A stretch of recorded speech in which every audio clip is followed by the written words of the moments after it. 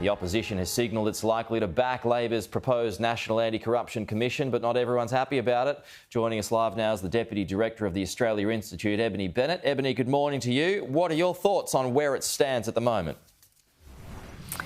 Well, there's no doubt that this Anti-Corruption Commission announced by the Attorney-General yesterday fills a huge gap in Australia's federal integrity systems, and it's very welcome, and I think the Attorney-General is to be congratulated for bringing it to Parliament within the first 6 months of this term of government.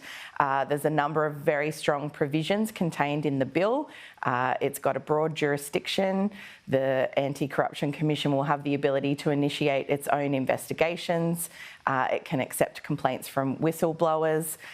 So there's a number of very strong provisions, but one area of contention that is emerging is on public hearings and the idea that these will only be allowed in exceptional circumstances and when it's in the public interest to do so. That's an unnecessarily high bar for the Commission to have to hurdle in order to hold public hearings. So do you support a line that needs to be drawn there, or do you believe that everything should be public?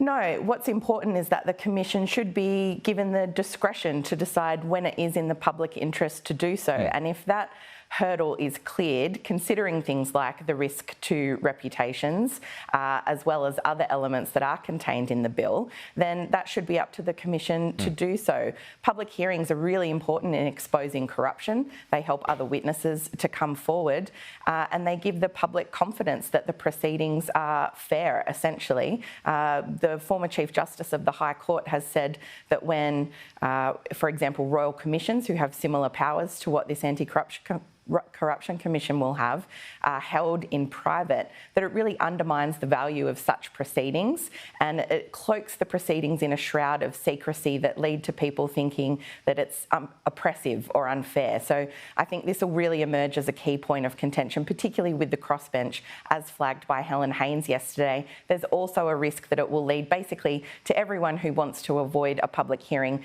just heading straight to the courts to try and avoid it. So just to be clear, Ebony, are you supportive of Helen Haines and members of the crossbench's issue that bar is too high? Yeah, I think Helen Haines and the crossbench, including the Greens, as well as a lot of legal experts who are responding to this, have really hit the nail on the head here. Public hearings are important. This threshold seems very high for the Commission to have to meet in order to hold them.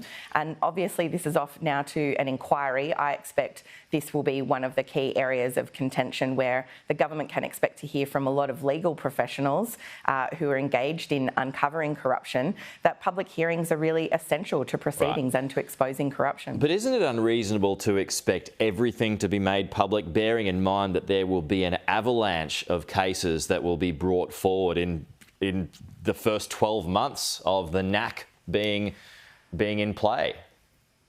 Well, a lot of state anti-corruption commissions do have the ability to hold public hearings, and it's very clear that they don't always hold public hearings. When they have discretion, they do take into account those other elements. And for example, at the beginning stages of an investigation, often hearings are conducted in private when the Commission is deciding whether or not an investigation has legs, essentially, whether or not it's serious or systemic. So as long as it has the discretion, it's very clear that corruption commissions do hold private proceedings when it's deemed appropriate to do so, but they must have the discretion to hold public hearings when it's in the public interest. And this is really fundamental to the value of corruption inquiries and investigations. The fact that you've got an independent commissioner, though, it's free of government, it's free from any kind of that influence. Well, that's the goal anyway. That should provide you and it should provide others of some comfort on that point, surely. Yeah, well, the Attorney-General responding to Helen Haines' question in question time yesterday more or less said that, you know, he's confident in the discretion that he's given to the Commission, but I think he's going to face serious challenges from the crossbench and members of the legal fraternity that he's in this bill, in the letter of the bill, in the letter of the law that he's trying to pass, essentially restricting that discretion. It's too high a bar to set. What are exceptional circumstances? circumstances. That's not defined in this bill. Yeah, sure. Does it mean the corruption has to be exceptional? Is it the person being investigated that creates the exceptional circumstances?